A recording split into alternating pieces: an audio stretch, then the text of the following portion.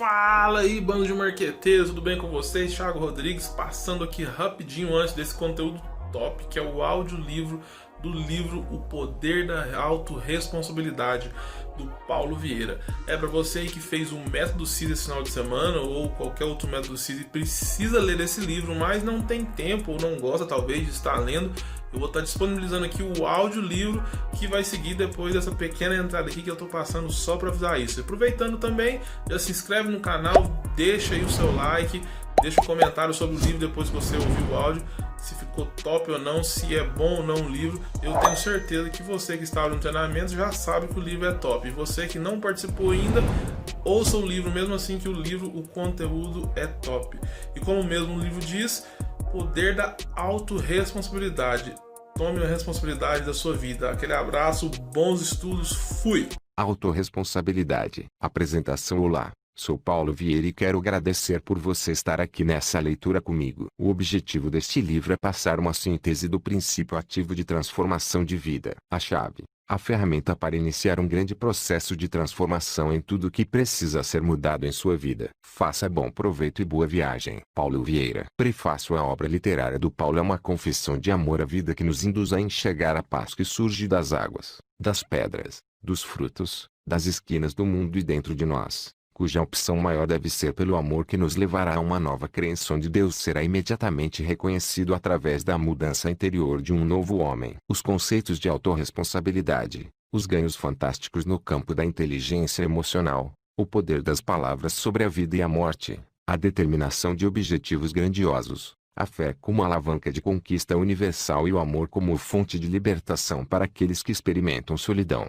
melancolia, ciúmes ou raiva fazem do livro uma pérola de inestimável valor. Tudo o que ele pretende é dividir com os seus leitores ideias extremamente positivas que ajudam a viver, que planificam e dão sentido maior a esta caminhada pela vida, mostrando que ninguém precisa ser infeliz. Paulo Vieira não filosofa simplesmente nem exercita devaneios literários próprios de poetas e sonhadores, porquanto ele relata passagens e vivências que o transformaram em um novo homem. O livro é um testemunho vivo e sedutor que consegue passar muita beleza, tanto na limpidez de sua sabedoria quanto na grandeza da transformação interior a que somos chamados a realizar. Acima de tudo, o livro é um convite à descoberta de coisas fascinantes que existem dentro de cada um de nós e que, através de ferramentas e exercícios próprios, tenta persuadir que quanto mais se descobrem tesouros pessoais, mas se passa a acreditar em Deus, autor primeiro de todas as coisas maravilhosas que nós, humanos, estamos apenas redescobrindo. João Saraiva, jornalista e professor. Dedicatória: dedico este livro à minha amada esposa que pacientemente tem suportado minha rotina diária de trabalho e me encorajou e estimulou a seguir adiante com este projeto. À minha filha Júlia,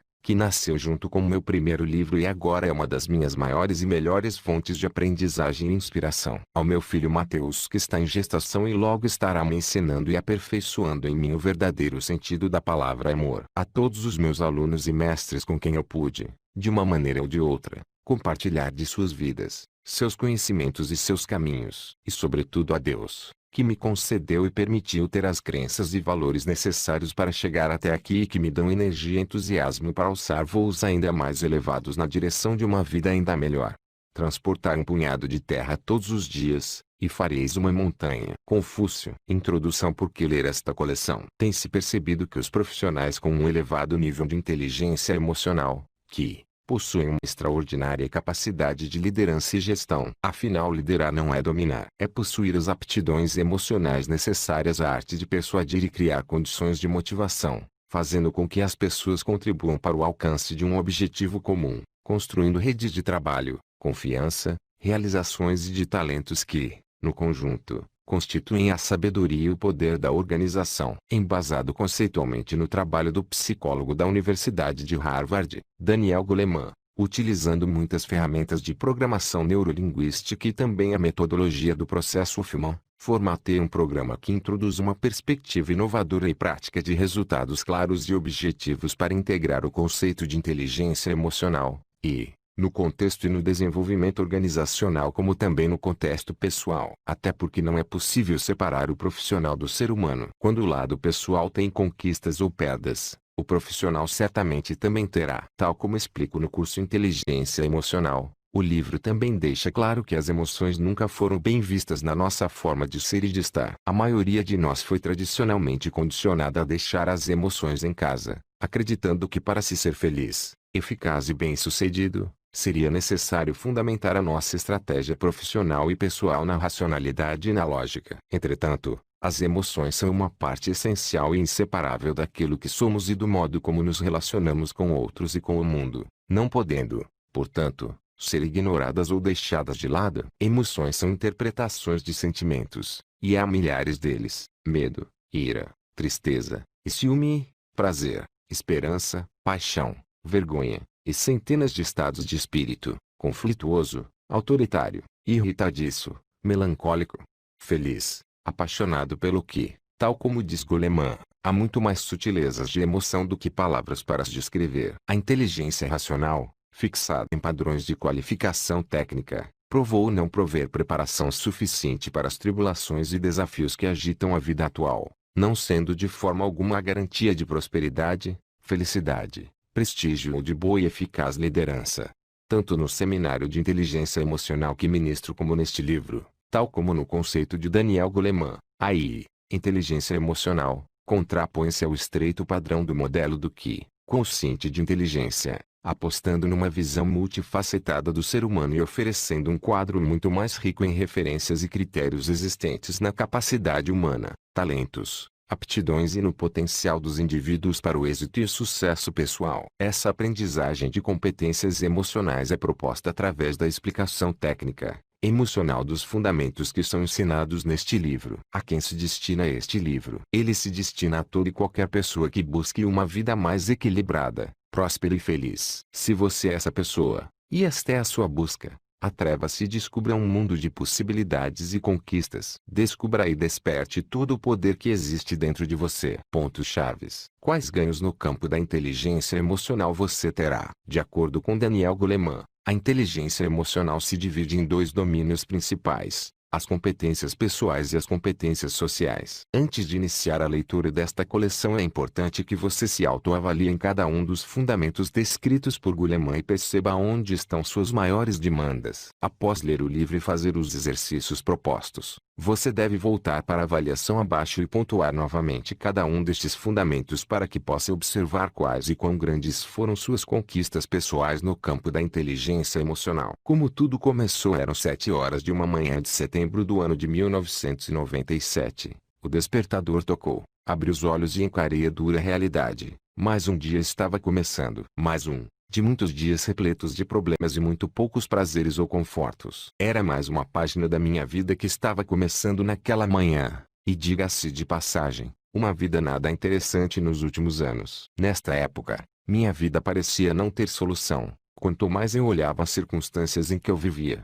menos esperança eu tinha. Casamento acabado, sem dinheiro, meu negócio indo de mal a pior, distante da família e dos amigos, pressão arterial elevada e com problemas renais. Era como eu vivia naquele momento. Decidi levantar mais tarde da cama naquela manhã e fingir que minha vida estava perfeita e sem nenhum problema. E assim fui. Tomei meu café como se fosse um príncipe, cabeça ativa e sorriso no rosto. Vesti uma ótima roupa e fui para o shopping passear. Aquele dia parecia ser diferente. O céu estava mais azul, soprava uma brisa fresca e agradável. Apesar de todos os meus problemas, que eu decidira negar naquele dia, estava tudo em perfeita harmonia. Entrei em uma livraria e comecei a folhear livros até que me deparei com um pequeno livro vermelho escrito por um respeitado escritor da área de autoajuda. Neste livro, me deparei com um texto em forma de metáfora que narrava uma mitologia grega. E por incrível que pareça, foi a partir deste pequeno texto, num livro de autoajuda, que minha vida começou a mudar de forma extraordinária. Ali as minhas chaves foram ligadas. Vou reproduzir na íntegra o texto e compartilhar com você o início da minha nova vida. E como já falei, uma vida extraordinária. A história de Sísifo, um dos personagens mais interessantes da mitologia grega. Sísifo,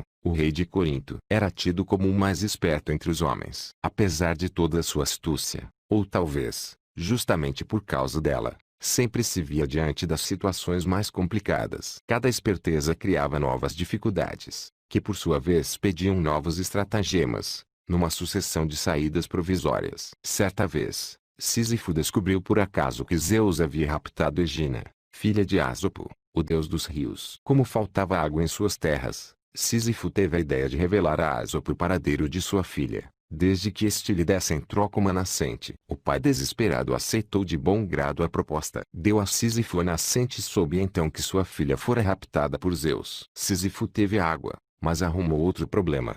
Zeus ficou furioso com a delação e mandou a morte buscá-lo. Confiando na própria astúcia, Sísifo recebeu a morte e começou a conversar. Elogiou sua beleza e pediu-lhe para deixar enfeitar seu pescoço com um colar. O colar na verdade não passava de uma coleira, com a qual Sísifo manteve a morte aprisionada e conseguiu driblar seu destino. Durante um tempo, não morreu mais ninguém. Sísifo soube enganar a morte, mas arrumou novas encrencas. Desta vez com Plutão, o deus das almas e do inconsciente, e com Marte, o deus da guerra, que precisava dos préstimos da morte para consumar as batalhas. Tão logo teve conhecimento do acontecido, Plutão libertou a morte e ordenou que trouxesse Sísifo imediatamente para os infernos. Quando Sísifo se despediu da sua mulher, teve o cuidado de pedir secretamente que ela não enterrasse o seu corpo. Já nos infernos, Sísifo reclamou a Plutão da falta de respeito de sua mulher em não enterrar seu corpo. Então suplicou por um dia de prazo para se vingar da mulher ingrata e cumprir os rituais fúnebres. Plutão concedeu-lhe o pedido. Sísifo retomou então seu corpo e fugiu com a esposa. Havia enganado a morte pela segunda vez. Viveu muitos anos escondido,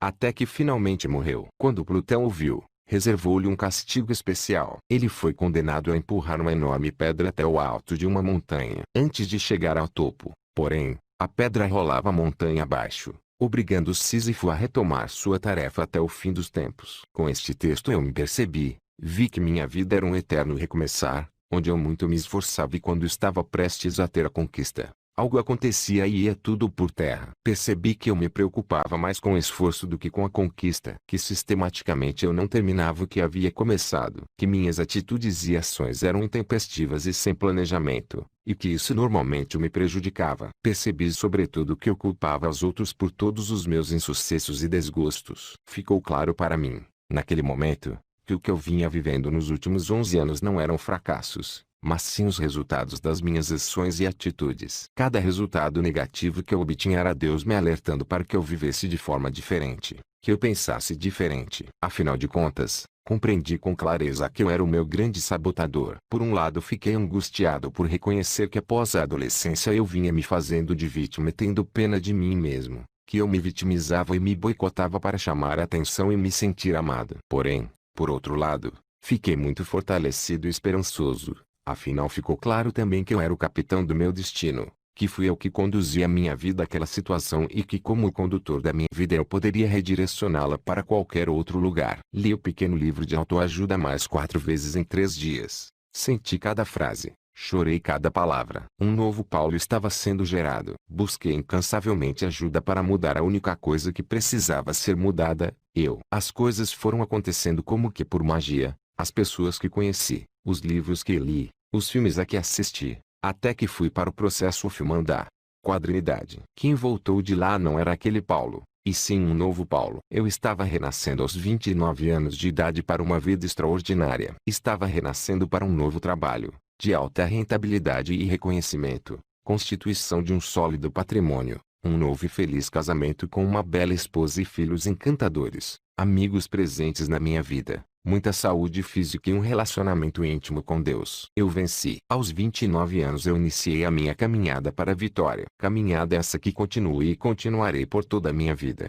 E é esse o convite que lhe faço. Venha comigo conhecer ferramentas capazes de mudar a sua vida. Venha fazer parte dessa caminhada. Acredite que nada é por acaso. Você está com este livro por um motivo e eu sei qual é. É para que você conquiste uma vida extraordinária. Venha comigo. A verdadeira felicidade não está em fazer o que se deseja, mas em amar o que realizou. Sir Winston Churchill. O que é sucesso? Rir muito e com frequência. Ganhar o respeito de pessoas inteligentes e o afeto das crianças. Merecer a consideração de críticos honestos e suportar a traição de falsos amigos. Apreciar a beleza. Encontrar o melhor nos outros. Deixar o mundo um pouco melhor. Seja por uma saudável criança, uma canteiro de jardim ou uma redimida condição social, saber que ao menos uma vida respirou mais fácil porque você viveu. Isto é ter sucesso. Ralph Waldo Emerson. E ao final vão lhe perguntar: O que você fez da sua vida? E você, o que vai responder? Nada, Tikno. Identificando seu estado atual, tenho feito essas perguntas a milhares de pessoas durante os seminários e palestras de inteligência emocional e Leader Training. Agora gostaria de fazê-las a você. Como está a sua vida?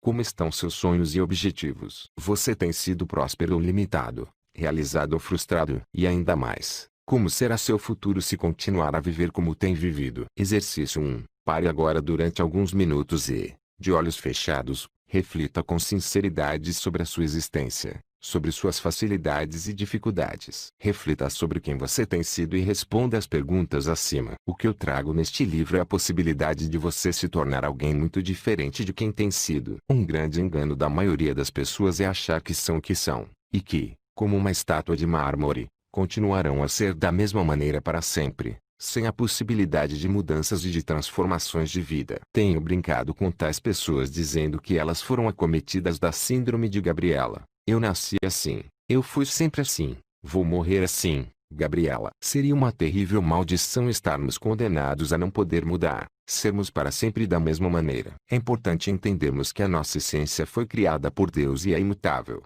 até porque é perfeita. Porém, a criação que tivemos, a educação que recebemos, os ambientes que frequentamos, a quantidade e a qualidade do amor que nos foi dada nos tornou pessoas distantes dos nossos sonhos e potenciais, a ponto de nos perguntarmos quem somos. E como já sabemos, nós podemos ser e viver de maneira diferente do que temos sido e vivido até hoje. Podemos ser mais motivados, mais alegres, mais amorosos, mais competitivos, mais vitoriosos, mais entusiasmados, mais. Capítulo 1. Felizes. Enfim, podemos ser quase tudo o que quisermos ser. Isso é ser humano, ou seja, exercer de forma digna o livre-arbítrio que Deus nos deu. Acredite, você pode optar por uma vida muito melhor, uma vida muito mais farta de amor, conquistas e realizações. Exercício 2. Você deve responder as perguntas abaixo com muito empenho, sinceridade e humildade. São elas: 1. Ser. Quem é você? Escreva sobre seus sonhos, projetos,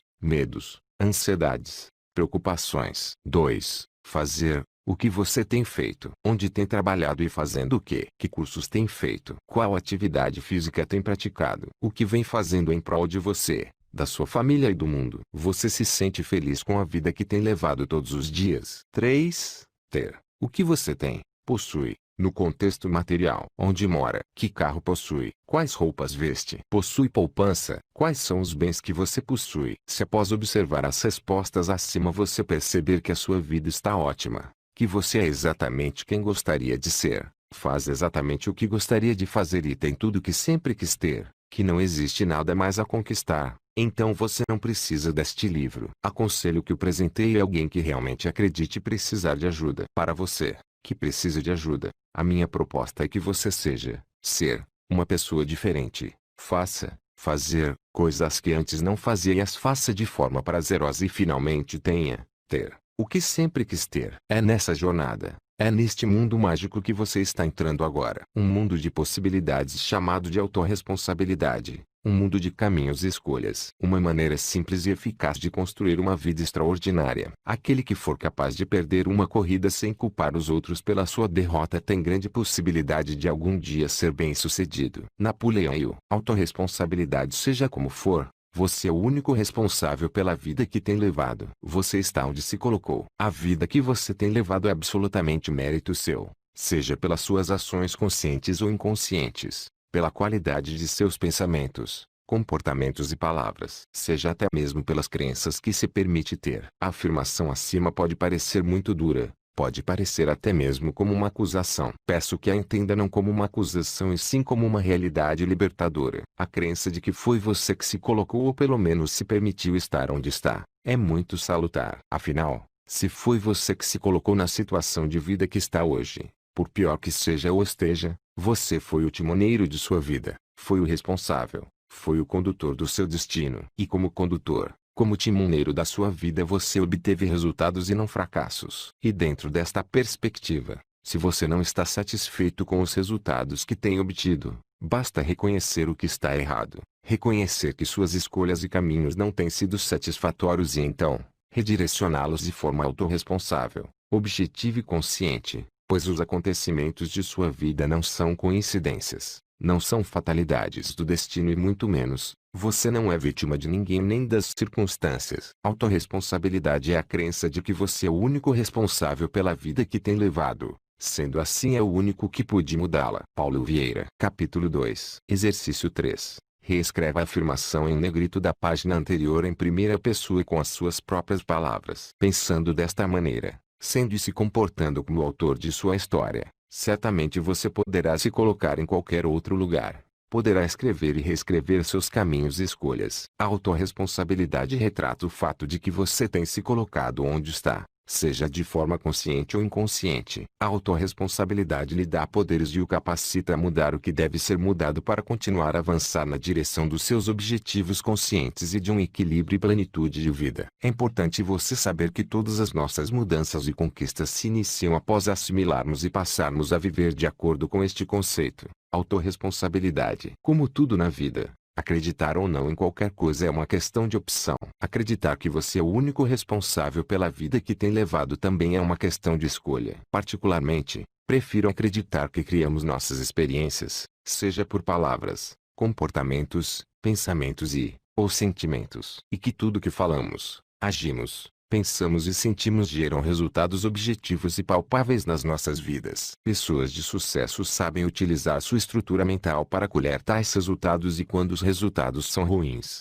aprendem com eles e, responsavelmente, optam por uma estrutura mental correta e passam a falar diferente, pensar diferente e se comportar também de forma diferente. Pessoas de grandes conquistas, após uma derrota, não culpam as circunstâncias, as pessoas ou o destino. Elas assumem a responsabilidade pelos resultados e se perguntam: o que eu devo fazer diferente, para que da próxima vez os resultados sejam melhores? Se você não acredita que tem livre-arbítrio para criar e escrever sua história presente e futura de vida, se você não acredita que está criando o seu mundo a cada pensamento e a cada decisão que toma, se você ainda acha que seus sucessos e fracassos independem de você, isso demonstra que está à mercê das circunstâncias e perigosamente à mercê dos outros e do mundo. Para você que acredita que a vida é uma sucessão de acasos, resta a pergunta: quem está direcionando a sua vida? Quem é o responsável pelos frutos que você tem colhido? Certamente alguém está no controle. E se é Deus que está no controle de sua vida,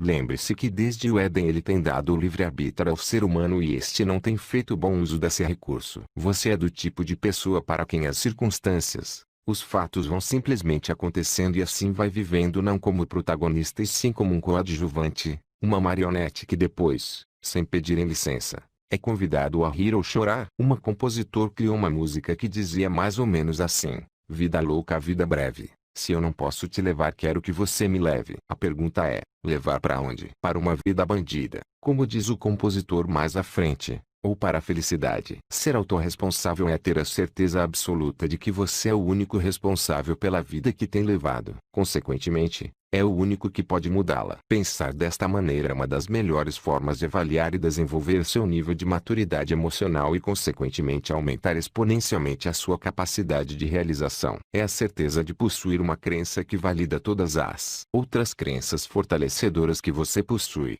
É a garantia de ser uma pessoa não apenas de ideias e sim uma pessoa de ação, uma pessoa realizadora. Enfim, uma pessoa capaz de construir uma vida feliz e plena. Exercício 4. Escreva nas linhas abaixo uma visão extraordinária da sua vida. Escreva sobre a vida que você sempre sonhou. Sem limites para sonhar. Escreva o que você gostaria de ser, fazer e ter. Escreva seus sonhos mais fantásticos sem crítica ou julgamento da impossibilidade. Apenas escreva a visão da sua vida extraordinária. Agora compare sua visão de vida extraordinária que você acabou de escrever com a vida que você tem levado que você descreveu no capítulo anterior. Esteja certo que as circunstâncias são criadas por você e como tal você pode mudá-las. Entretanto, para mudar as circunstâncias, será necessário uma forte decisão de romper com o passado, como também a persistência e perseverança para esperar que os novos frutos venham no tempo apropriado. Pois como você verá no texto seguinte, existe tempo de plantar para depois regar o que foi plantado,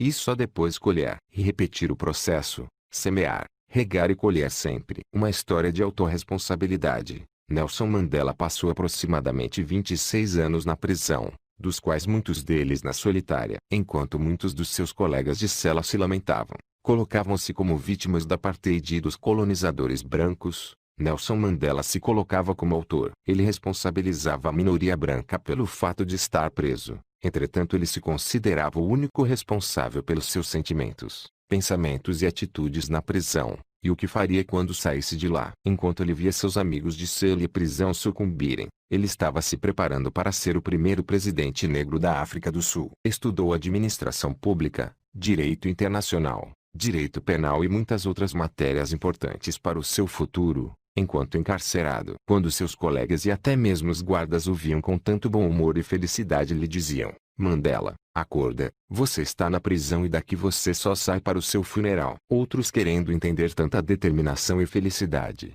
o questionavam: como você faz para estar sempre tão bem? Ao que ele respondia: meu corpo eles podem ter prendido, mas a minha mente, pensamentos e sentimentos, sou eu que controlo. E ele continuava: posso responsabilizá-los pelas suas atitudes, porém eu sou o único responsável pelos meus sentimentos. Que tal você trazer esse poderoso conceito presente na vida das pessoas de grandes realizações para a sua vida? Quando os acontecimentos não geram os resultados que esperamos, quando nossa vida não está como gostaríamos, temos duas possibilidades. A primeira é assumir a responsabilidade pelos resultados e aprender com eles. A outra é achar um culpado, encontrar alguém para criticar e culpar. De uma forma ou de outra, sempre se eximindo da responsabilidade, colocando nos outros ou nas circunstâncias a responsabilidade pelo que acontece na própria vida. Tenho treinado, orientado e feito coaching com centenas de executivos de empresas e percebo cada vez mais a diferença entre os prósperos e os limitados, os fazedores de dinheiro e os batedores de ponto. Os limitados normalmente pensam muito, refletem sobre tudo, principalmente sobre o que pode não dar certo. Desta maneira se tornam peritos em justificar suas falhas e explicar por que as coisas não deram certo como eles haviam calculado. São pessoas, normalmente, de grandes ideias, porém de pouca realização. Este tipo de profissional costuma ajudar seus colegas, dão ideias e mostram onde eles estão errando e o que precisam fazer para terem êxito. E por incrível que pareça, eles normalmente estão certos. Suas ideias são boas e suas análises são coerentes. No entanto, são apenas ideias e, o mais crítico é que suas ideias normalmente só servem para os outros. Para eles restam a justificativa e a explicação por que suas ações e planos não deram certo. Uma grande ideia oriunda de profunda reflexão sem uma ação para colocá-la em prática é o mesmo que frustração. Já as pessoas de sucesso geram boas ideias, talvez não sejam as melhores ideias, talvez nem sejam suas, porém são capazes de pô-las em prática, de fazer acontecer. E se não obtiverem os resultados esperados, não reclamam, muito menos se justificam. Pessoas de sucesso simplesmente assumem que estão onde se puseram e com humildade e sabedoria buscam aprender com seus erros, para que da próxima vez possam obter resultados melhores. Lembre-se, as pessoas de sucesso não costumam desistir dos seus sonhos, elas aprendem com seus erros e perseveram, persistem nos seus sonhos, só que desta vez fazendo diferente, se comportando diferente, agindo diferente, pensando e sentindo diferente. Estudos da neurofisiologia cerebral mostram que o hemisfério esquerdo é o lado do cérebro responsável pela lógica, memória, sistematização e reflexão. É aí que reside toda a nossa capacidade de elaborar ideias, planejar, conjecturar. É onde reside o tão falado, porém hoje esquecido quociente de inteligência. Já o lado direito do cérebro é o responsável pelas emoções, sentimentos, pensamentos involuntários, inconsciência, intuição e crenças. É o lado responsável pela nossa capacidade de realização. É onde reside o atualmente famoso quociente emocional, assunto tão abordado hoje em dia pelo famoso psicólogo de Harvard, Daniel Goleman, PhD. Desta maneira, próspero e vitorioso é o ser humano que consegue integrar estas duas áreas do cérebro, ter grandes ideias e conseguir agir para pô-las em prática. Porém, se eu tivesse que escolher entre ter grandes ideias e reflexões ou ser realizador, eu elegeria o hemisfério direito e a capacidade de realização, mesmo que fosse um realizador de ideias medíocres. Muito melhor realizar ideias medíocres do que ter grandes e espetaculares ideias e não pô-las em prática. Tenho visto pessoas prosperarem muito colocando ideias velhas e batidas em prática. Certa vez ministrei uma palestra sobre excelência pedagógica para 200 professores de uma organização educacional, quando uma professora muito capacitada intelectualmente discordou veementemente de ser responsável por tudo que vinha vivendo. discordou do conceito da autorresponsabilidade. Ela protestou e disse: a vida do ser humano é determinada pelo seu conhecimento e a reflexão que faz sobre tal conhecimento. Em seguida ela começou a falar de Karl Marx em relação aos teóricos do socialismo e capitalismo, Einstein e Newton, Rousseau e outros pensadores. E falou efusivamente que somos o que sabemos e a reflexão que fazemos sobre esses conhecimentos. De certo modo ela estava certa, ou melhor, ela estava 50% certa. Realmente a reflexão é muito importante. Porém, como já disse, sem a capacidade de executar e realizar meus planos e ideias, só me restará a frustração. Num contexto macro é de vital importância a tais pensadores e suas teorias. Porém, num contexto pessoal e prático, nenhuma teoria vale absolutamente nada se ficarmos atados e imobilizados por reflexões e pensamentos, principalmente se essas teorias reforçam que somos meros espectadores, e que não podemos mudar ou reescrever nossa história. Após ela ter se pronunciado com tanta fúria, se sentindo acusada, apresentei a todos o que Albert Einstein pensava sobre o assunto. Penso 99 vezes e nada descubro. Deixo de pensar, mergulho no silêncio e a verdade me é revelada. Precisamos tomar cuidado para não fazer de nosso intelecto o nosso Deus. Ele tem músculos poderosos, mas não tem nenhuma personalidade. Realidade é meramente uma ilusão, embora bastante persistente. A imaginação é mais importante do que o conhecimento. Uma pessoa só começa a viver quando consegue viver fora de si mesma. Albert Einstein. Projetei esse slide com os dizeres de Einstein. Ela copiou, pensou, fez uma série de diálogos internos e ansiosa pediu que eu continuasse. Depois ela me confidenciou: talvez a solução dos meus problemas existenciais esteja por aí. Após esta professora falar de sua discordância, uma outra tentou puxar aplausos junto aos outros participantes, indo contra o conceito de autorresponsabilidade. Importante dizer que a outra professora, que também não concordava com o conceito, chegou com uma postura totalmente reativa. Não participou de nenhuma dinâmica nem brincadeira. Sua postura e fisiologia corporal na cadeira demonstravam total rejeição à instituição e ao momento. Certamente, para estas duas professoras, suas vidas não estavam sob seus controles, e as coisas não estavam como desejavam, e provavelmente continuarão assim até que elas se tornem capazes de se responsabilizarem por suas vidas e destinos. Até que elas parem de achar culpados por seus insucessos e frustrações. Até elas pararem de se sentir vítimas da situação. Para prosperarem, elas terão que parar de odiar o mundo, como se ele fosse o algoz de suas vidas. Terão de parar de se tratar como vítimas e eliminar a atitude de autocomiseração. Como consultor e palestrante em nível nacional, tenho passado por todo tipo de empresas e conhecido os mais variados tipos de profissionais. Os autorresponsáveis são otimistas e motivados independente das circunstâncias. Mesmo que não estejam sendo remunerados a contento, eles dão o seu melhor. Mesmo que não sejam reconhecidos pela organização, continuam sendo produtivos e alegres. E quando as circunstâncias se tornam adversas e não interessantes, eles optam por não reclamar, não criticar, muito menos culpar a empresa ou dirigentes por se sentirem como se sentem. Eles buscam em si a solução, e se não a encontram, eles simplesmente vão em busca de seus objetivos e eticamente pedem licença para fazer o seu caminho e criar responsavelmente a sua história. E, certamente, uma história de sucesso. Caso da vida real, e tive um depoimento que ilustra exatamente esta atitude de autorresponsabilidade. Seu nome é Carlos e hoje é um dos gerentes de loja de um dos maiores varejistas do Brasil. A história que ele relatou foi a seguinte: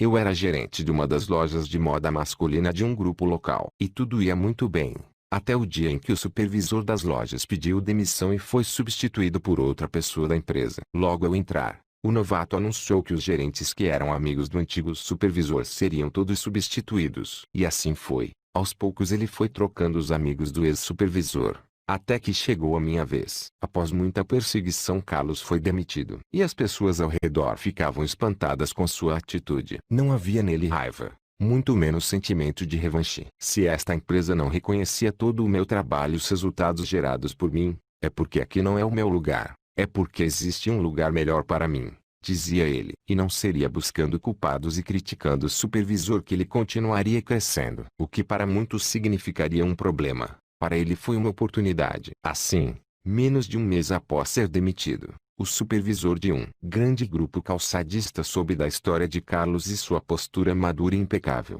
e o contratou para gerenciar uma de suas lojas. Isso aconteceu há 10 anos, e há 10 anos trabalho neste grupo. onde sou muito mais feliz pessoal e profissionalmente. Minha primeira loja aqui tinha 12 vendedores e atual tem uma equipe de 90 pessoas. Nunca parei de crescer. Hoje sou valorizado de verdade, concluiu Carlos. Certamente foi sua atitude de autorresponsabilidade que lhe possibilitou tal conquista. O jargão popular diz que tem poder quem age. Os autorresponsáveis agem de forma ativa. Eles vivem em primeira pessoa. São eternos aprendizes. Tenho visto muitos vendedores reclamando de suas empresas, dos seus preços não competitivos, de seus produtos e de seus chefes. Entretanto, tenho visto outros dentro das mesmas empresas e das mesmas equipes gerando grandes resultados com as mesmas condições, circunstâncias e recursos, porém com uma grande diferença: a atitude e a crença de que são os únicos responsáveis pela vida que têm levado, sendo assim os únicos capazes de mudar suas vidas.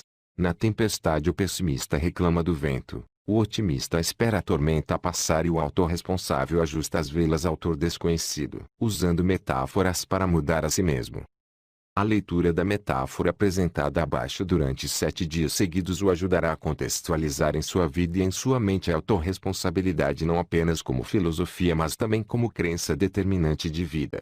Capítulo 3. Trabalhar com alegria. Havia uma fazenda onde os trabalhadores viviam tristes e isolados uns dos outros. Eles estendiam suas roupas surradas no varal e alimentavam seus magros cães com o pouco que sobrava das refeições. Todos que viviam ali trabalhavam na roça do Senhor João, dono de muitas terras, que exigia trabalho duro, pagando muito pouco por isso. Um dia, chegou ali um novo empregado, cujo apelido era Zé Alegria. Era um jovem agricultor em busca de trabalho. Foi admitido e recebeu, como todos, uma velha casa onde iria morar enquanto trabalhasse ali. O jovem, vendo aquela casa suja e abandonada, resolveu dar-lhe vida nova. Cuidou da limpeza e, em suas horas vagas, lixou e pintou as paredes com cores alegres e brilhantes, além de plantar flores no jardim e nos vasos. Aquela casa limpa e arrumada destacava-se das demais e chamava a atenção de todos que por ali passavam. Ele sempre trabalhava alegre e feliz na fazenda, por isso tinha o apelido de Zé Alegria. Os outros trabalhadores lhe perguntavam: como você consegue trabalhar feliz e sempre cantando com o pouco dinheiro que ganhamos? O jovem olhou para os amigos e disse: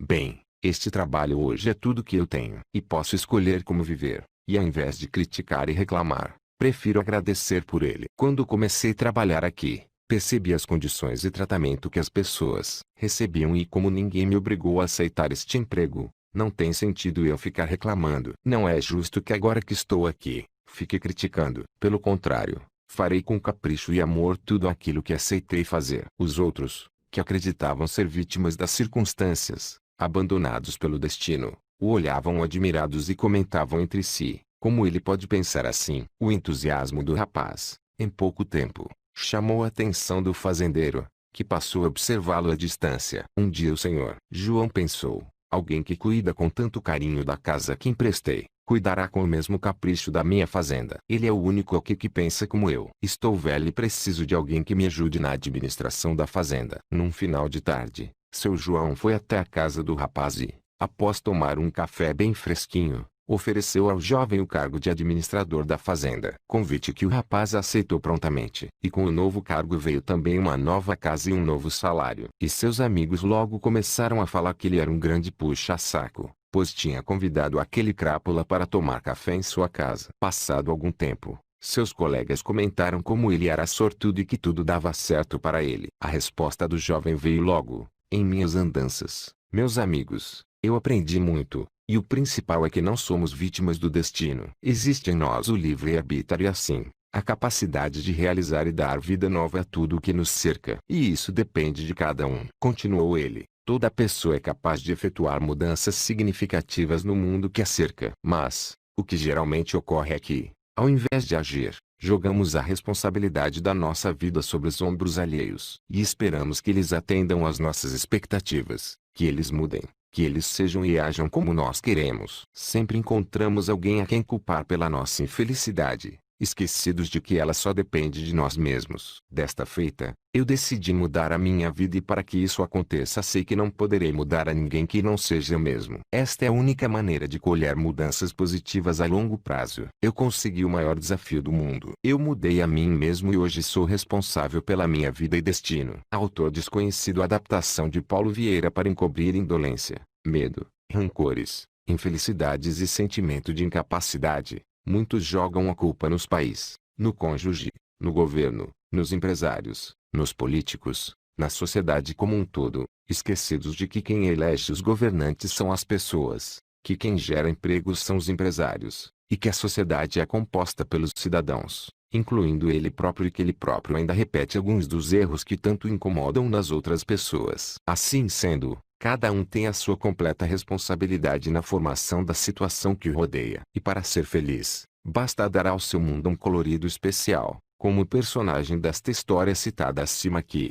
mesmo numa situação aparentemente deprimente para os demais, soube fazer do seu mundo uma realidade bem diferente. Nós podemos e devemos criar a realidade do mundo que nos rodeia. Isto também é autorresponsabilidade. Pessoas sem autorresponsabilidade culpam a falta de oportunidade como fator imobilizante em sua vida, como fator responsável pela mediocridade de suas vidas. E dizem assim: se eu tivesse dinheiro, se eu tivesse a chance, se meu pai tivesse sido, como se tem sido mal aplicado, se eu tivesse isso, se eu ganhasse aquilo, se fosse promovido, se os clientes fossem mais fáceis, se meu preço fosse mais competitivo, se eu tivesse mais tempo, se o dia tivesse 30 horas. O fato é, se não justificasse tanto, se não reclamasse tanto, se não esperasse tanto dos outros, tudo seria diferente na vida dessa pessoa. Caso da vida real 2. Um executivo da área comercial me relatou: para que eu tenha os resultados que esperam de mim, minha equipe deveria ser mais proativa e comprometida. Eles preencheriam seus relatórios e resumos de desempenho sem precisar de cobrança. O marketing da empresa seria mais agressivo e,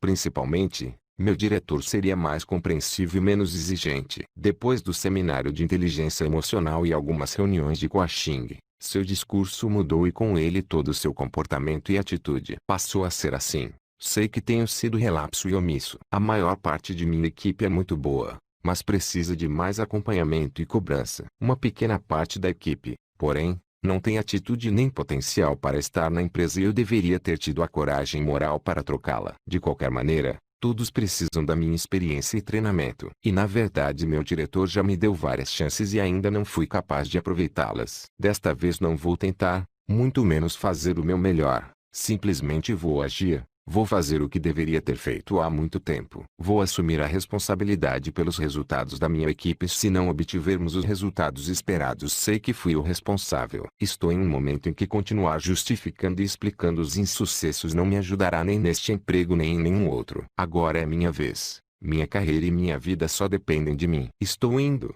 Está na minha vez. Em um mês este executivo provou que seu discurso era verdadeiro. E com mudanças em suas atitudes e comportamentos, toda a equipe mudou de uma forma inimaginável. Ele próprio se surpreendeu, pois não acreditava que suas mudanças atitudinais tivessem tanto poder, que gerassem mudanças tão fortes na equipe em relação às vendas, procedimentos e clima organizacional.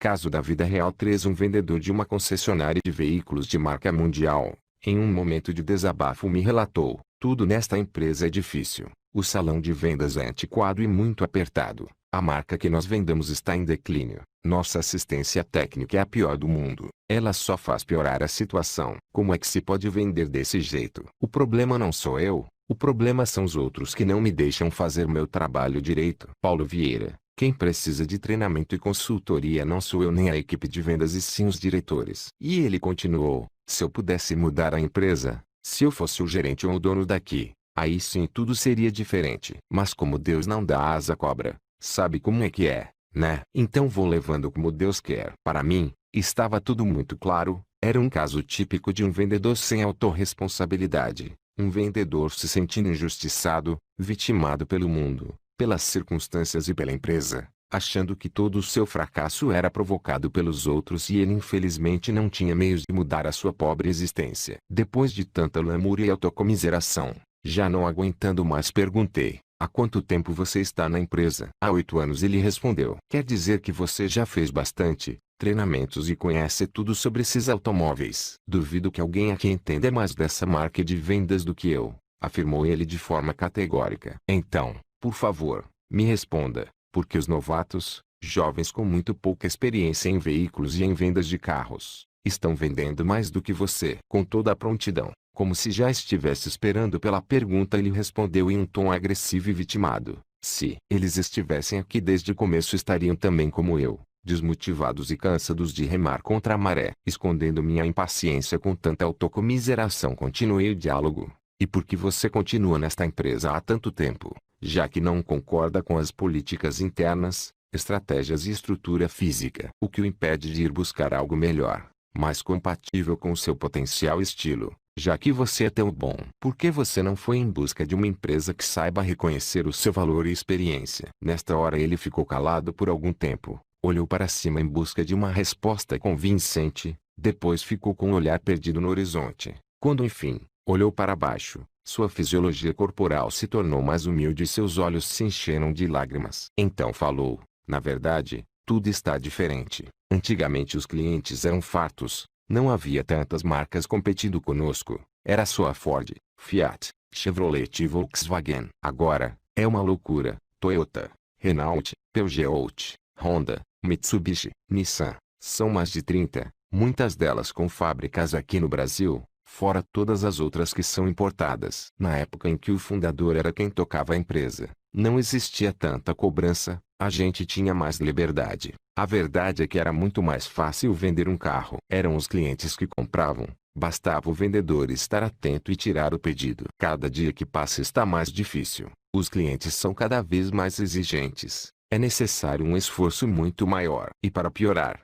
vêm vocês da consultoria com essa história de pré-venda, pós-venda, prospecção, CRM, resumos de desempenho, quadros de metas. Até prestação de conta de vendas adicionais existe agora. São muitas mudanças. Não sei se sou capaz. Nesta hora ele parou, refletiu um pouco mais e continuou. Acho que estou meio acomodado, talvez até viciado no passado. Não sou mais nenhuma criança. Não sei se sou capaz de me adequar a tanta mudança. Visivelmente emocionado, pela primeira vez ele se permitiu refletir sinceramente sobre sua vida profissional e seu futuro. Pensar sobre seus defeitos e falhas, sobre o que fazia e deveria fazer. Diante de suas colocações, falei: o começo de sua virada já começou a acontecer. Você foi capaz de olhar para dentro de si e usar a autoconsciência, enxergar o que está bom e o que está ruim, o que deve ser mantido e o que pode ser mudado. Parabéns! Sua vida começou a mudar neste instante. E, para dar mais ênfase à sua possibilidade de mudança, apresentei-lhe 2 pressupostos da programação neurolinguística. Pressuposto 1. Todos temos os recursos que necessitamos para prosperar e ser felizes. Pressuposto 2. Se alguém pode, você também pode. Seu semblante começou a melhorar, sua cabeça se ergueu, seus ombros se projetaram para trás e um sorriso surgiu. Então ele perguntou: você acha mesmo que posso vir a ser um dos melhores vendedores da empresa novamente? Certamente que sim. Se pessoas sem experiência podem, imagina você com toda a sua bagagem e vivência. Mas para que seu sucesso ocorra, depende de apenas 2 coisas. Uma é que você continue nesta postura de autorresponsabilidade, reconhecendo que o que você está vivendo é o resultado de como você tem pensado, falado, se comportado, trabalhado e encarado a vida. E a segunda é a decisão firme de mudar a si mesmo, para que tudo mude à sua volta. Reafirmei: mude a si mesmo, e todo mundo mudará à sua volta. Mude você mesmo, e experimentará uma nova vida. E isso é uma decisão que só cabe a você. Apresentei com o meu livro Eu, Líder Eficaz, e em muito pouco tempo pude apreciar e me deleitar com uma nova pessoa surgindo, um novo profissional, um cabedal de mudanças capazes de redirecionar toda a sua vida, familiar, conjugal, social e até mesmo sua saúde e aparência física. Em conversas posteriores ele me relatou que a ferramenta que ele mais usou foram as 6 leis para a conquista da autorresponsabilidade. Responsabilize-se por sua vida. Aceite o desafio de usar sabiamente o livre-arbítrio que Deus lhe deu e vá em frente. Sua vida e realizações esperam por você. Como poderás dizer ao teu irmão: irmão, deixa-me tirar o cisco que está no teu olho, não atentando tu mesmo na trave que está no teu olho? Hipócrita, tira primeiro a trave do teu olho e então verás bem o cisco que está no olho de teu irmão. Lucas 6:42. 1. Se é para criticar os outros, cale-se. 2. Se é para reclamar, dê sugestão. 3. Se é para buscar culpados, busque solução. 4. Se é para se fazer de vítima, faça-se de vencedor. 5. Se é para justificar seus erros, aprenda com eles. 6. Se é para julgar as pessoas, julgue suas atitudes. Estas 6 práticas linguísticas e comportamentais, transformadas em hábito diário, trarão tantas mudanças na sua vida e as pessoas ao seu lado perceberão que uma nova pessoa surge. Você verá novas oportunidades e possibilidades lhe batendo a porta. Coisas muito boas acontecerão, sem explicação. Então, você perceberá que a mágica da autorresponsabilidade chegou até você. Vamos entender melhor cada uma das 6 leis para a conquista da autorresponsabilidade. Lei número 1. Se é para criticar, cale-se. No dicionário da língua portuguesa, criticar significa examinar com critério notando a perfeição ou os defeitos. Significa também dizer mal ou censurar algo ou alguém. Por favor, não me venha dizer que as suas críticas são construtivas e que o objetivo real é ajudar o outro. Eu nunca vi em toda a minha vida alguém criticando o outro pensado realmente em ajudar. Como você se sente quando alguém olha para você e com um tom de quem sabe mais do que você sobre o assunto diz: olha,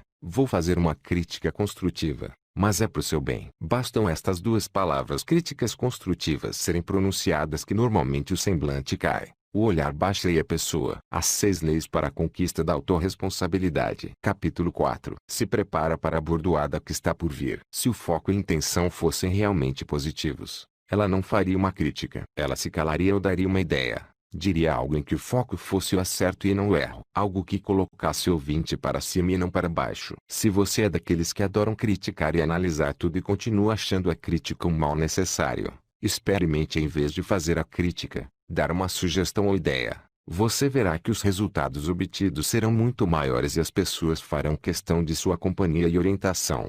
Algo que não acontece com os que gostam de criticar. Lembre-se, é muito fácil criticar. É muito cômodo falar do cisco nos olhos dos outros. Porém, isso impede de vermos a trave nos nossos olhos. Quando paramos de criticar, nosso foco passa a ser a solução e não o problema. Nossa mente subconsciente passa a se responsabilizar pelos acontecimentos e de forma mágica e inconsciente as decisões e atitudes se tornam mais acertadas, mais proativas, mais maduras e finalmente mais produtivas. Lei número 2. Se é para reclamar, dê sugestão. A definição da palavra reclamar é muito clara e não dá margem para outra interpretação. Reclamar é exigir para si, reivindicar, e em outra abordagem significa também queixar-se, protestar e lamuriar. Infelizmente existem pessoas pautando suas vidas à base de reclamações e cobranças desenfreadas, criando para si uma existência pobre e carente. Na Bíblia existem muitos relatos do poder das palavras proferidas pelas pessoas e mesmo assim muitos cristãos continuam com uma total imprudência verbal, usando palavras de reclamação e lamúria como uma faca sem pegadura, que quanto mais tentam pegar para usar mais se ferem. Em 1 Coríntios 10:2.10 diz assim: que não se lamentem e lamuriem como fazem alguns, pois estes foram destruídos pelas mãos do anjo destruidor. A única coisa real que se consegue com a reclamação e lamentação é provar a imperfeição e incapacidade da outra pessoa, deixando claro que quem reclama é supostamente superior e mais capaz. Outra dentre as centenas de passagens bíblicas que falam sobre o perigo de se proferir palavras contaminadoras está em Efésios 4:29. Diz assim: não saia de vossa boca nenhuma palavra torpe, suja, contaminadora, e sim unicamente a que for boa para edificação, conforme a necessidade, e, assim, transmita graça aos que ouvem. Veja bem, esta passagem diz para falarmos apenas palavras que edifiquem, conforme a necessidade de quem ouve, e não para satisfazer o ego de quem fala. Certamente a característica mais forte e perigosa da reclamação é a fuga da autorresponsabilidade. É se eximir dos acontecimentos. É olhar o que acontece consigo e ao seu redor como se não tivesse nenhum poder ou influência. É tirar o foco das coisas erradas e indesejadas de si e colocar nos outros ou nas circunstâncias. É se fartar na reclamação se eximindo da ação. É sentar e observar o circo e pegar fogo em vez de concentrar seus esforços na solução. Ou agimos com nossa atenção e interesse na solução ou reclamamos e colocamos nossa força e poder no problema. Pessoas vitoriosas não perdem tempo reclamando e focando o problema. Seu precioso tempo é demandado na solução, focando as possibilidades e não as impossibilidades e consequências destas. Isto não quer dizer que pessoas equilibradas e autorresponsáveis não confrontem os outros com a verdade. Não impede que olhem nos olhos de seus filhos e sem reclamar diga o que espera dele e que esse caminho não será de felicidade. Não reclamar não significa se calar diante de um erro ou mau desempenho e fingir que não viu. É fundamental para o sucesso das 6 leis que você possa confrontar as pessoas com a verdade, dizer-lhe as suas expectativas e o que de fato ela realizou, falando muito mais de fatos e dados do que de sentimentos. Muitas pessoas usam a reclamação como uma forma de chamar a atenção, nem que seja fazendo-se de vítima e praticando autocomiseração. Já as pessoas plenas, realizadas e realizadoras optam em olhar e se deter prioritariamente nos pontos fortes, pois sabem que palavras são sementes adubadas, e quando nos detemos mais nos problemas e erros são essas sementes que vão florescer, e quando nos detemos nas soluções e possibilidades são estas que florescerão, e muitas vezes as possibilidades florescem tanto que os problemas se tornam irrelevantes. Porém, como tudo na vida, a qualidade das palavras que serão proferidas por você é uma opção. Se serão palavras de críticas e cobranças, ou se serão elogios e validação. Exerça o livre-arbítrio e fale bem, fale com prudência. Lei número 3. Se é para buscar culpados, busque a solução. Como a crítica, buscar culpados é uma maneira fácil e rápida de se desresponsabilizar pelo mundo em que vive, pelos acontecimentos, pelos fatos e resultados obtidos em sua vida e ao seu redor. É muito fácil olharmos para os erros dos outros, porém, mais difícil percebermos os nossos. A nível neural, é um grande perigo, pois o hemisfério direito, que é o lado realizador do nosso cérebro, ao receber a mensagem que o resultado insatisfatório obtido foi por culpa dos outros, cria o seguinte diálogo interno: por que mudar e fazer diferente, se o resultado negativo obtido foi por culpa do outro? Dessa maneira a pessoa continua a repetir os mesmos erros, sem no entanto aprender com eles. Afinal, se são os outros os responsáveis por tudo isso estar assim, por que deveria mudar? Os outros que mudem. Ponto mediano: por que mudar se são os políticos do que são corruptos? Ponto mediano: por que mudar se o problema é meu professor que é ruim? Ponto mediano: por que mudar se o problema é minha esposa que é crítica e reclama de tudo? Ponto mediano: por que mudar se o problema é a minha equipe que é desmotivada e não corre atrás das vendas? Ponto mediano: por que mudar se o juiz é corrupto e meu time sempre perde? Enquanto você não abolir essas justificativas intelectuais de sua vida, nada vai mudar. Tenho visto muitos vendedores chegarem de uma venda, ou melhor, de uma tentativa de venda reclamando, criticando e culpando seus clientes por não conseguirem vender e por as vendas estarem baixas. Afinal, eles só querem descontos impossíveis, prazos enormes, etc. Afinal, se são os clientes os culpados, por que esse vendedor deveria mudar? Por que esse vendedor deveria usar novas técnicas, como raporte, link, fisiologia corporal, inflexão vocal? Por que me capacitar mais, fazer novos treinamentos se o problema e culpa pelos meus fracassos são os outros? Não busque culpados. Busque solução e aliados, parceiros de uma aprendizagem eterna. Lei número 4. Se é para se fazer de vítima, faça-se de vencedor. Muitas pessoas possuem um terrível hábito de se fazerem de vítima, seja criticando e reclamando ou colocando-se em uma situação de inferioridade e sofrimento. Por que tantas pessoas se fazem de vítima e praticam autocomiseração? Existem várias explicações e motivos. Um deles é o seguinte: as pessoas quando crianças precisam se sentir amadas e importantes. Porém, por incapacidade afetiva ou por falta de tempo dos pais, estas crianças não obtiveram tal alimento emocional. E um dia esta criança adoeceu, e quando os pais perceberam que era uma doença um pouco mais grave, voltaram-se totalmente para ela, com carinho, atenção, cuidado que na compreensão infantil era justamente o amor, o que ela tanto almejava. Passaram-se dias, ela ficou sã, e mais uma vez as coisas voltaram ao normal. Os pais já não tinham mais aquele cuidado com ela, aquela atenção, aquele carinho, e ela já não percebia mais o amor deles. E como é normal na primeira infância, mais uma doença surgiu e novamente todas as atenções voltaram-se para ela, carinho, atenção, cuidado, gostos e vontades. Mais uma vez a criança sentiu a plenitude de ser amada e importante. A repetição desse ciclo deixou um aprendizado inconsciente nesta criança: quando sofro, fico doente, debilitada passo a ser amada e querida, e quando estou boa e sã ninguém liga para mim. Então, muitos de nós crescemos, ficamos adultos, racionais, porém aquela criança continua lá dentro querendo atenção e carinho, querendo se sentir importante e amada. E para conquistar amor e carinho, o caminho já foi aprendido na infância. Basta sofrer ou mostrar que está sofrendo que supostamente as pessoas prestarão mais atenção, cuidarão e darão mais carinho. E isto costuma até ser verdade, porém por um curto espaço de tempo. E novamente este adulto carente e infantilizado sairá em busca de se sabotar e levar a sua existência ao declínio. Mostrará a quem lhe der ouvidos que está sofrendo, que está em crise, que sua vida é muito difícil, Relatará como as coisas estão difíceis em casa, as contas atrasadas, carestia e sofrimento, abandono, e assim por diante. Se você de fato quer chamar atenção, ser querido, amado e admirado, viva como um vencedor, haja como um vencedor, fale como um vencedor, que da sua boca saiam palavras de vida e construção. Ninguém consegue a atenção e carinho de outras pessoas por um longo período falando de seus sofrimentos e angústias, a não ser que esta outra pessoa também seja acometida do mesmo mal, a autovitimação. Aí serão duas pessoas debilitadas emocionalmente servindo de muleta a uma outra. Lei número 5. Se é para justificar seus erros, aprenda com eles. O erro é a parte integrante do processo de aprendizagem. Se não houver erro, não haverá aprendizado. Muitas pessoas já debilitadas emocionalmente e acostumadas a ser criticadas e até mesmo humilhadas, ao errar foram programadas inconscientemente para negar e fugir de seus erros, evitando tanto quanto possível reconhecê-los, evitando olhar para si, e assim, evitando se sentir mais uma vez diminuídas e invalidadas. Para nos livrarmos deste terrível hábito, é necessário adquirirmos uma nova crença. Não existem erros, apenas resultados. Pessoas de sucesso trazem esse pressuposto da PNL arraigado em suas vidas,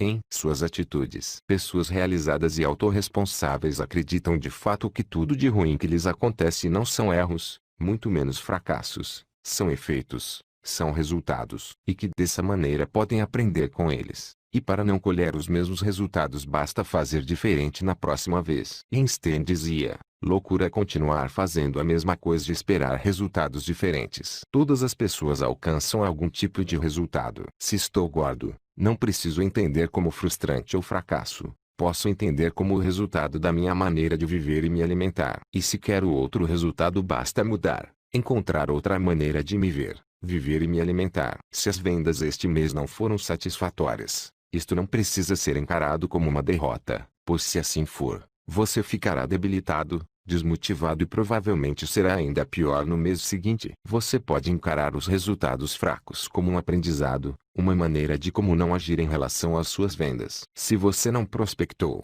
mude e prospecte novos clientes. Se você não usou técnicas de vendas, use-as. Se sua fisiologia corporal não foi tão atraente, eleve os ombros, crie um belo sorriso no rosto e enfim, aprenda. Aprenda com tudo e com todos e a partir do resultado obtido mude a si mesmo na busca de novos e melhores resultados. Lei número 6. Se é para julgar as pessoas, julgue apenas suas atitudes e comportamentos. Quando alguém nos ofende, a reação normal na maioria das pessoas é se magoar e entender a ofensa como algo pessoal e direto. Quando alguém nos tranca no trânsito, o mais comum é xingar, reclamar e até mandar sinais imorais, agressivos e obscenos, entendendo a trancada como algo proposital e pessoal, algo que o suposto barbeiro fez diretamente contra a nossa pessoa. Esta maneira de levar a vida é muito pesada e nada produtiva. É como dar força e poder a alguém que não deveria ter força nem poder sobre sua vida. É deixar um desconhecido mandar nos seus sentimentos e emoções. A pessoa autorresponsável não julga a pessoa e sim a atitude dela. Seu diálogo interno é mais ou menos assim: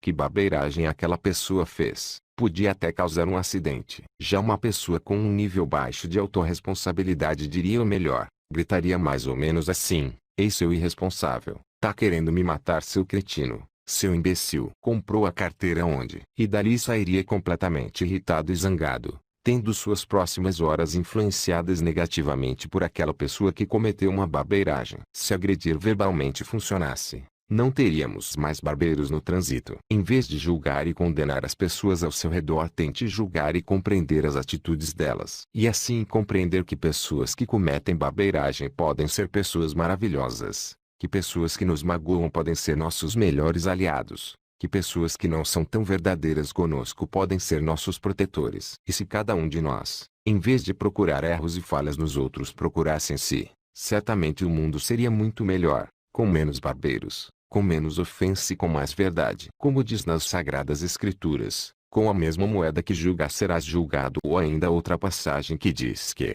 só Deus pode julgar os vivos e os mortos. A nós só compete julgar as atitudes e ações. E de preferência começando por julgar as nossas próprias. Sábio é o homem que chega a ter consciência da sua ignorância. Barão de Tararé. Como em tudo em nossas vidas, o que se fala e como se fala são hábitos, algumas vezes produtivos e engrandecedores, outras vezes destrutivos e limitantes. E usando autorresponsabilidade em nossas vidas podemos escolher e optar pelo que nos faz bem. Com um pouco de esforço racional e disciplina você pode começar a mudar tais hábitos. Para isto aconselho que imprima 6 leis em papel e cole nos lugares onde você mais frequenta e é mais fácil de visualizar, como por exemplo, no espelho do banheiro, no retrovisor do carro, na tela do computador, na moldura na parede do escritório e em todos os lugares que sejam de fácil acesso e que o mantenham atento às 6 leis. Tenho visto não apenas uma ou duas pessoas, e sim centenas de pessoas mudarem incrivelmente suas vidas em apenas uma semana, praticando unicamente as 6 leis da autorresponsabilidade. Vá lá, imprima, cole, faça bom uso e comece agora a sua transformação de vida. Lembre-se que tudo muda após você mudar. Uma pessoa que muito admiro, dona de uma madeireira, colocou as 6 leis em cartazes espalhados pela empresa, inclusive no banheiro. E o cartaz começa com o título: urgente, e abaixo vão as 6 leis da autorresponsabilidade. Outros clientes transformaram em adesivos. Caso você ainda não tenha compreendido ou concordado, repito aqui um texto que publiquei no meu último livro, que traz uma característica comum nas pessoas que não possuem em si o conceito e a crença da autorresponsabilidade. Pessoas que optam por criticar, reclamar e se esconder atrás dos outros. Pessoas que estão à margem de suas próprias vidas. Como usar as 6 leis da autorresponsabilidade. Capítulo 5. Os outros. Veríssimo que me desculpe, mas atribuir tudo de ruim só ao povo é incorreto e incompleto. O povo é aquilo mesmo, talvez até mais. Porém não é o único responsável por tudo estar errado. Tem os outros que não prestam. Vamos às eleições de 1989. Todos queriam Lula, mas na hora da verdade, vêm os outros e votam incolor. A anarquia que reina no Congresso nada tem com o povo, que não vota leis. São os outros que votam. Os outros fumam nos ônibus e elevadores e nem se preocupam com as boas maneiras ou proibições. Os outros que obedeçam, dizem cinicamente. Quem é que não sabe votar? Quem votou neste político que além de corrupto ficou impune? Quem fura as filas? Quem dirige sem cuidado, achando-se dono das ruas só porque tem carro? Quem entra na contramão? Quem buzina quando abre o sinal verde? Quem acreditou no choro da santa, ou na imagem da santa no vidro? Os outros e ninguém mais. Alguém já teve notícias de acidentes que não sejam provocados pelos outros? Nunca. Eu, quando viajo, nem me preocupo comigo, mas com os outros que são irresponsáveis. Ultrapassam nas curvas, guiam com excesso de velocidade. Os outros, sempre os outros. Os outros são nossa desgraça. Mas quem afinal, são os outros? Devem ser entes sobrenaturais, pois nunca os outros se identificam. Todos criticamos ou nos escondemos por trás dos outros. Todos projetamos nos outros os traços ruins de nossa personalidade. Todos esperamos que os outros cumpram com o dever, mas ninguém diz quem são os outros. Luciano Lira Macedo. Nunca lhe deram oportunidade, mas você já pensou em criá-las por si próprio? Napoleão Hill. Ah, se eu tivesse tido oportunidade. Durante um seminário para professores universitários, uma professora de educação física visivelmente triste e desesperançosa contestou o conceito de autorresponsabilidade e afirmou categoricamente que seus fracassos e insucessos só ocorreram pela falta de oportunidades. Infelizmente a sorte não me sorriu, disse ela toda cheia de pena de si mesma. E o pior nisso tudo, é que não era apenas uma justificativa pelos seus insucessos. Ela realmente cria profundamente que oportunidade acontece ao acaso. Uns têm e outros não. No caso dela, porém, as oportunidades aparecem apenas para os outros. O que ela nunca se perguntou foi por que oportunidades surgem para os outros e não para ela. Ela nunca se deu conta do que os outros faziam diferente dela para terem oportunidades. Infelizmente, ela não foi capaz de perceber que os outros, que tinham oportunidades, agiam, pensavam e sentiam radicalmente diferente dela, e que era justamente essa combinação de pensamentos, sentimentos e atitudes que geravam tais oportunidades. As pessoas de sucesso não esperam as oportunidades aparecerem, muito menos reclamam quando não aparecem, pois eles sabem que estão no controle do barco de suas vidas. Sabem que as coisas não acontecem simplesmente, elas são criadas consciente ou inconscientemente. Elas sabem que nada acontece por acaso, que a nossa atitude diante da vida que vai trazer seus resultados e que tudo, absolutamente tudo, é resultado dos nossos pensamentos, sentimentos e comportamentos. O que estamos colhendo hoje é o resultado do que plantamos no passado. E pode crer, estamos plantando a todo instante. Se estou ereto e alegre, certamente estou plantando tais sementes. E com pensamentos, sentimentos e palavras positivas, colherei alegrias e conquistas. Se, porém, Estou carrancudo e triste, com pensamentos e atitudes. Capítulo 6. De desesperança, provavelmente colherei resultados pertinentes ao meu estado atual. Se falo, colherei algo. Se me calo também colherei. Se me faço presente terei resultados e se me ausento também. Este livro lhe permitirá gerenciar de forma consciente todos os seus pensamentos, sentimentos e atitudes. E, desta forma, os resultados positivos irão simplesmente acontecer. As oportunidades aparecerão. Quando gerenciamos nosso estado presente, pensamentos, palavras, sentimentos e comportamentos, nos tornamos capazes de direcionar com grande margem de acerto nossa vida na direção desejada. Tenho visto que a maioria das pessoas que se julgam desafortunadas e sem oportunidades, estão na verdade cegas pelas suas crenças limitantes. Elas simplesmente não percebem toda uma infinidade de possibilidades que esbarram nelas, muitas vezes de forma escancarada. Pessoas que esperam pelas oportunidades não sabem absolutamente nada sobre dirigir ou conduzir suas vidas e muito menos sobre a autorresponsabilidade. Para elas, viver é na verdade sobreviver e vão levando a vida como dá, como Deus quer, sempre culpando ou esperando que os outros as ajudem ou no mínimo não as atrapalhem. Como é frustrante a vida das pessoas que não são capazes de construir suas oportunidades. Como são frágeis profissionalmente aqueles que se colocam à mercê do mundo, na fila de espera de uma oportunidade. Paulo Vieira. Estas pessoas mal sabem ou preferem não saber que tais oportunidades se manifestam constante e sistematicamente na vida de todos. Porém, pessoas com as atitudes certas não apenas as percebem e criam, como também e principalmente, as aproveitam. Estudos cada vez mais frequentes atestam que quanto mais a pessoa se sente responsável pela vida que tem levado, mais realizada e plena ela é. Traga a autorresponsabilidade não apenas como uma filosofia de vida e sim como uma crença forte arraigada na sua mente, palavras e atitudes. Quando sou tentado a criticar, mordo a língua. Quando sou levado a elogiar, grito do alto dos telhados. C.G. Mandino. Para sentir e refletir possuis os recursos financeiros coerentes com as tuas atitudes, nem mais, nem menos, mas o justo para as tuas lutas internas. Teu ambiente de trabalho é o que elegeste espontaneamente para a tua realização. Teus colegas e amigos são as almas que atraíste, com tua própria afinidade, habilidades e debilidades. Portanto, teu destino está constantemente sob teu controle. Deus te deu livre-arbítrio e tu escolhes, recolhes, eleges, atrais, buscas, expulsas, modificas tudo aquilo que te rodeia a existência. Cuida das palavras que saem da tua boca. Elas têm poder de vida e morte. Elas têm poder de bênção e maldição. Teu corpo clama, teus ombros pedem, tua coluna ereta ou não, é eloquente. Teus pensamentos e vontades são a chave de teus atos e atitudes. São as fontes de atração e repulsão na tua jornada e vivência. Não reclames nem te faças de vítima. Antes de tudo, analise e observa. A mudança está em tuas mãos. Reprograma tua meta.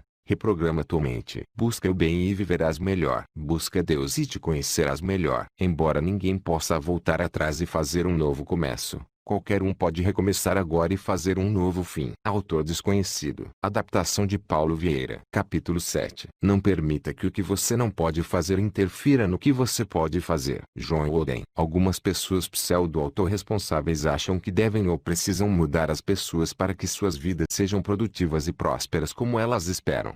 Entretanto, o autorresponsável se basta nas suas escolhas, nas suas decisões e na sua fé no Criador. E desta maneira fez bom uso do livre-arbítrio dado por Deus. As pessoas realmente prósperas sabem por experiência própria que não é produtivo nem frutífero tentar mudar quem está à sua volta. Elas sabem que seria um ato de arrogância e prepotência sair por aí, como o sábio do mundo, querendo que as pessoas sejam diferentes, impelindo, coagindo, impondo ou até mesmo persuadindo as pessoas para que sejam aquilo que eles, sábios do mundo, entendem como certo. As pessoas autorresponsáveis sabem que, ao médio e longo prazos, os resultados de tentar mudar as pessoas e fazê-las atender suas expectativas, fazê-las agir como querem que elas ajam geram resultados normalmente desastrosos. Antes de tentar mudar alguém devo mudar a mim mesmo. Se não consigo mudar a mim, porque conseguiria mudar outras pessoas. Tenho visto muitos pais aplicando penas severas a seus filhos por tirarem notas ruins como alunos, quando na verdade tais notas são reflexos diretos de pais ruins ou de pelo menos uma educação deficiente. Se tivesse uma avaliação para pais, certamente estes seriam reprovados imediatamente, com notas muito piores que a dos seus filhos. Um pai autorresponsável antes de querer mudar seu filho, Mudar a si mesmo. Talvez dialogando mais, sendo mais presente, mais amoroso e até mesmo sendo mais firme e não sendo tão permissivo. Ou ainda, tal pai poderia deixar de ser tão crítico, tão ditador, tão agressivo e sempre mudando minha existência sem mudar as pessoas. Capítulo 8. O dono da verdade, invalidando seu filho, fazendo crer que é incapaz e inadequado para a vida. Você, gerente de vendas, executivo ou proprietário, já pensou em não tentar mudar a sua equipe, e mudar a si mesmo? Em vez de cobrar que sua equipe se capacite, você poderia e deveria se capacitar. Em vez de querer que eles sejam os melhores vendedores, você antes deveria ser o melhor gerente ou líder. Antes de querer que eles fossem objetivos e focados em resultados, deveria você implantar ferramentas gerenciais de vendas, que dessem foco e direcionamento não para eles, e, sim, para você como o responsável maior pelos resultados. Quantos de nós gostaríamos de mudar a cabeça e o caráter dos políticos que, além de corruptos, muitas vezes são administrativamente incompetentes? Entretanto, por incompetência emocional não olhamos para nós mesmos. Por isso não percebemos que tais políticos não são em nada diferentes da maior parte da população, ou seja, de nós. Em casa, as finanças pessoais totalmente desorganizadas e mal administradas. Dentro do alcance de honestidade, costumam se beneficiar e se apropriar do que não lhes pertence. Seja aceitando um troco dado a mais, que não lhe era devido, ou achando uma carteira com dinheiro, ficando com o que é de valor e se sentindo bom samaritano porque devolveu os documentos. Ou ainda como um caso que presenciei, no qual uma vendedora viu quando uma cliente deixou cair sua Mont Blanc. Esperou que ela se fosse para se apropriar da bela caneta. E depois, contando para os colegas, também corruptos como ela, como se fosse uma grande vantagem ter ficado com o que não lhe pertencia e dizendo, a granfina deu bobeira e o que é achado não é roubado. No meu entendimento, este tipo de pessoa é tão ladra como qualquer político corrupto. A diferença é seu poder de alcance. Certamente, se tivessem mais alcance, estariam roubando a merenda escolar ou desviando o dinheiro do povo. A única coisa que as torna diferentes é onde estas duas pessoas se encontram e até onde suas mãos alcançam. Sendo assim, seja diferente. Antes de querer ou exigir que os outros mudem, mude a si mesmo, mude sua forma de pensar, de sentir e tudo ao seu redor vai mudar como por um passe de mágica. Tudo ao seu redor vai se adequar coerentemente com esta nova pessoa que surge, você. O que disser ao ímpio, justo é, os povos o amaldiçoarão, nações o detestarão. Mas para os que o repreenderem haverá delícias, sobre eles virão a bênção do bem. Provérbio 24, 24 a 25. Confrontando a si e aos outros com a verdade, Jesus é minha grande inspiração, o maior de todos os líderes, o maior de todos os empreendedores, o mestre dos mestres. Ele de fato era completamente autorresponsável. Ele não criticava, não reclamava, não buscava culpados, não se fazia de vítima, de modo algum julgava as pessoas. Entretanto, ele confrontava as pessoas e as situações com a verdade. Ele era completamente verdadeiro. Ele não fugia nem se calava diante do que era verdade. Ele não se privou de expulsar os vendilhões do templo. Ele não se calou diante dos hipócritas fugindo da ira vindoura. Ele não se calou diante de seus discípulos quando, ao invés de orar e vigiar, foram dormir. O mesmo serve para nós que buscamos autorresponsabilidade. Devemos nos alegrar com a verdade, mesmo que ela doa em alguém, mesmo que ela doa em nós mesmos. O autorresponsável sabe a importância da verdade ao elogiar um bom comportamento e resultado, como também ao confrontar alguém com seu comportamento e atitude inadequados. Entretanto, devemos estar atentos, afinal não somos nem de longe como Jesus Cristo em sabedoria e santidade. Por isso, muito cuidado e discernimento ao confrontar alguém. E, sobretudo, antes de confrontar quem quer que seja, você deve ser um perito em confrontar a si mesmo com a verdade.